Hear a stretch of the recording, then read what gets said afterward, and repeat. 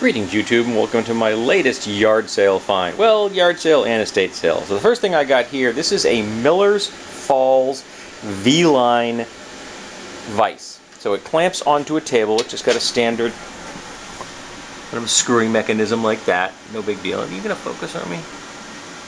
Come on, you gonna focus? You may not focus. Sorry about that. And it has the ability to hold things both horizontally and vertically. And I purchased it for this purpose right here, but also I'm going to see if I can rig it up on here, because there are times when the ability to hold things vertically on my drill press could be very useful to me. Don't know if it's going to work. That's something I may try in the future.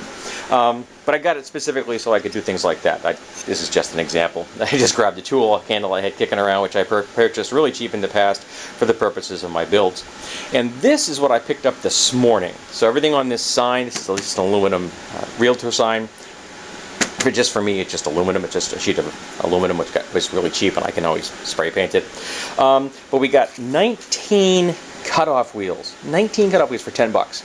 That's an incredibly cheap price. I mean, it's like 50 cents a piece. I got a pair of actual vice grips designed. I think these might be designed for welding. I'm not 100% sure about that one. But again, wicked cheap. Got some very big fasteners, but they'll end up in some kind of a club probably in the future. Don't necessarily know what. I got one of these, which I have used in the past, and I really quite like them.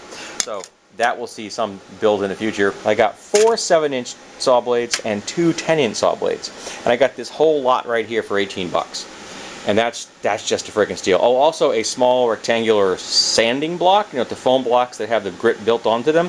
That's upstairs. That's for my wife. She's currently working on a refurbishing project that will be perfect for her, because the sanding block was brand new. It was never used. The guy is apparently downsizing he's selling his home and moving into rental units, so he needs to get rid of a bunch of stuff, and he's a contractor, or well, at least was a contractor. Really cool equipment. He had a table, like a mobile table saw, which was just beautiful. I couldn't afford it, nor do I have a place to put it, but it was just stupendously attractive. But he had a lot of cool stuff. Unfortunately, most of his fasteners were of the wood variety as opposed to the bolt and nut variety, which is what I normally use. So I wasn't really able to take full advantage, because he had thousands of fasteners, just probably tens of thousands of fasteners. And he got to listen to a little bit of his life story, which is kind of funny. I'm poking around his garage. He wants to tell me his life story while I'm poking. I'll listen to him. So yeah, again, get out there. Look at Craigslist. This was listed as an estate sale. It was mostly just a yard sale in somebody's garage, but it was listed as an estate sale. There's no other place it was listed other than Craigslist. Go for it. And this was from an estate sale that I found on estatesales.net, and you can just put in your zip code, and they'll find you estate sales in your area, and you can set your parameters. So for within X number of miles, you're looking for an estate sale. That is or time frames, things like that. There you can set the parameters for that. And this was 10 bucks, and this is in incredibly good condition. This is a vintage tool.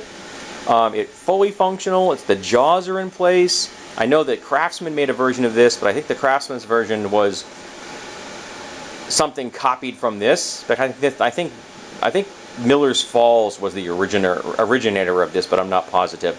They made a lot of stuff. I don't know if it's still an extant business. I haven't looked into that.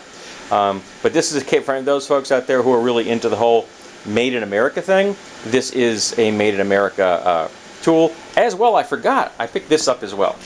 This oil can, which is also made in America, for those folks that do that whole Made in America thing. I got this for my drill press, because that is much easier than using a small bottle of oil when I'm trying to hold something down with one hand and lubricating with the other hand. So yeah, very handy.